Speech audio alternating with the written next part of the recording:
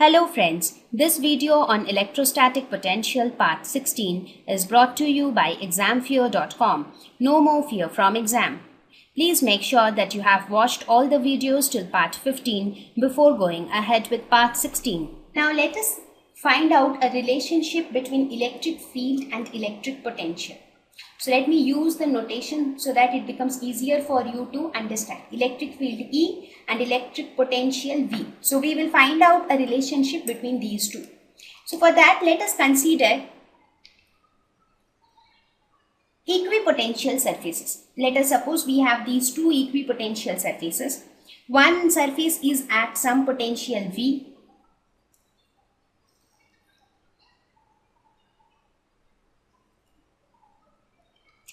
Let us suppose one of the surfaces is at potential V and the other surface is at potential V plus delta V.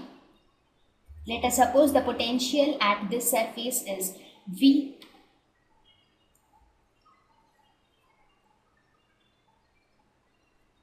Let us suppose potential at this surface is V and this surface is V plus delta V. Right?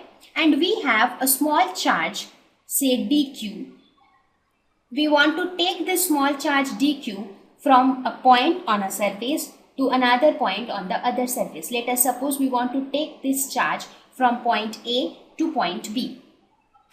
Now we have a small charge dq which we move from A to B. So therefore some amount of work is also done while moving this charge.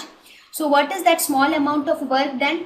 We know that work done is equal to what? It is equal to the is equal to the charged particle, that is Q, into the potential difference between A and B. So what is the potential difference? V will cancel, so delta V is the potential difference, right? So this is the small amount of work done to take this particle from one point to another.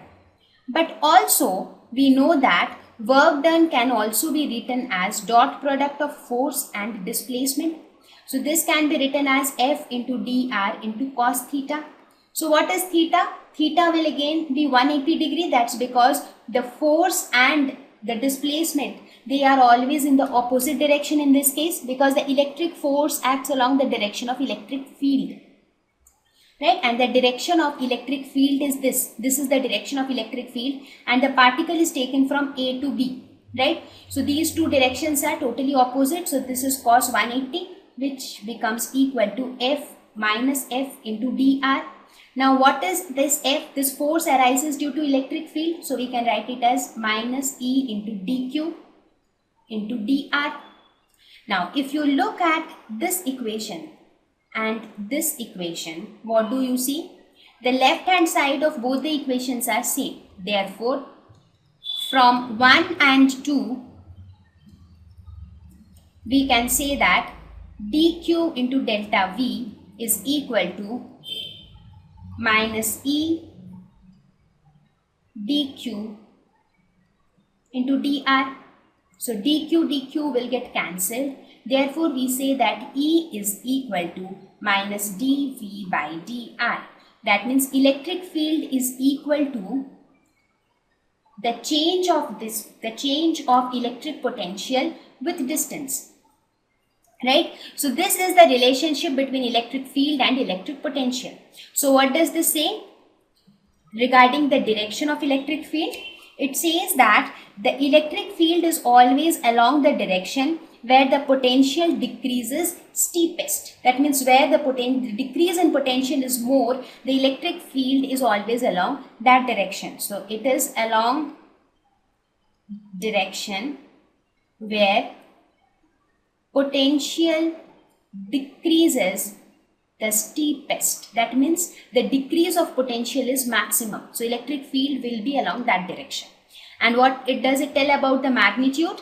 It tells that potential per unit displacement perpendicular to the equipotential surface. So when we talk about the magnitude of electric field, it is potential per unit displacement perpendicular to equipotential surface at that point.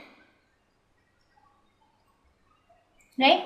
So please remember this relationship because this is going to help you a lot while solving your numerical problems.